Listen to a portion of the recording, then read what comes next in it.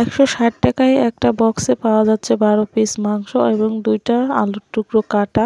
এই মাংস সম্পর্কে আমার আগে কোনো ধারণাই ছিল না। সেদিন হঠাৎ করে আপনাদের ভাইয়া বাসায় আসার সময় এই বক্সটা নিয়ে আসে আর আমাকে বলে তোমার জন্য একটা সারপ্রাইজ আছে। 2-3 দিন হলো ফেসবুকে বরাবর ভিডিও দেখতেছি, এই মাংসের সম্পর্কে কথা বলা হচ্ছে। অনেকে বলতেছে এতে আপনাদের মতামত কি? আমি তো বলবো এটা 100% ভালো একটা দিক, কারণ আমাদের মতো মধ্যবিত্ত যারা আছে তাদের তো প্রতিনিয়ত মাংস খাওয়ার ভাগ্য জোটে না। প্রথমে আমি ভেবেছিলাম হয়তো এটা কিসের না কিসের মাংস দিয়ে দেবে, তো আমি একটু পরীক্ষা নিরীক্ষা করে দেখলাম না, এটা কিন্তু 100% গরুর মাংস ছিল, কারণ এতে চর্বি হাড্ডি সবকিছুই দেখে শুনেই আমি রান্নাটা করেছিলাম। স্বপ্ন সুপার মার্কেটে এই মাংসর বক্সটা কিন্তু পাওয়া যায়, আর এই সুপার শপটা কিন্তু সব জেলাতে এখনো হয়ে ওঠেনি।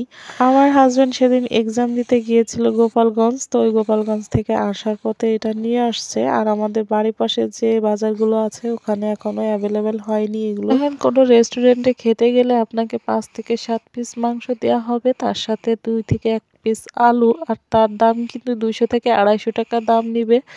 আমি মনে করি এই ধরনের মাংস কিনলে একটু লাভই হয়, কারণ পরিবারে যদি 2জন সদস্য থাকে তো ভালোভাবে এটা হয়ে যাবে। অনেকেই জানেন আমাদের টোনাটুনির সংসারে এই 160 টাকার মাংসতে কিন্তু ভালোভাবে এক অক্ত পার করা যাবে অনায়াসে, যেটাতে আমাদের মতো পরিবারে প্রতি মাসে বা সপ্তাহে এরকম ভাবে গরু মাংস কিনে খাওয়া কখনোই সম্ভব না, কারণ 700-800 টাকা খাওয়া মানে অনেক ব্যয়বহুল ব্যাপার।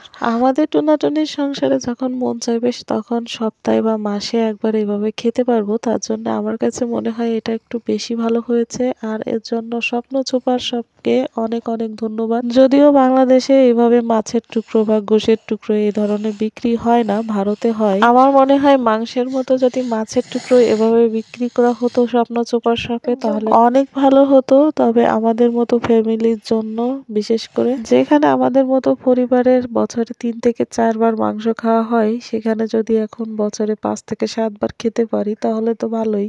আমাদের থেকেও আরো অনেক নিচু ফ্যামিলি আছে যারা বছরে একবারও চোখে দেখে না, তাদের জন্য আরো বেশি এটা ভালো হবে।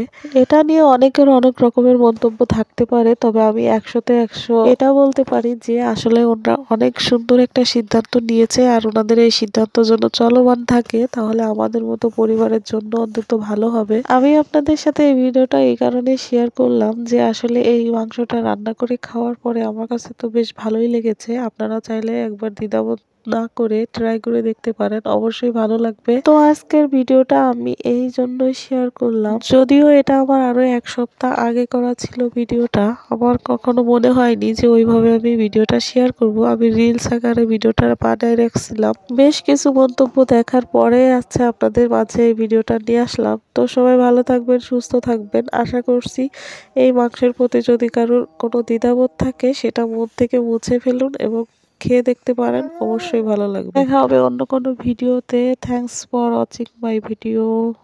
লাভ ইউ, বাই বাই, টাটা।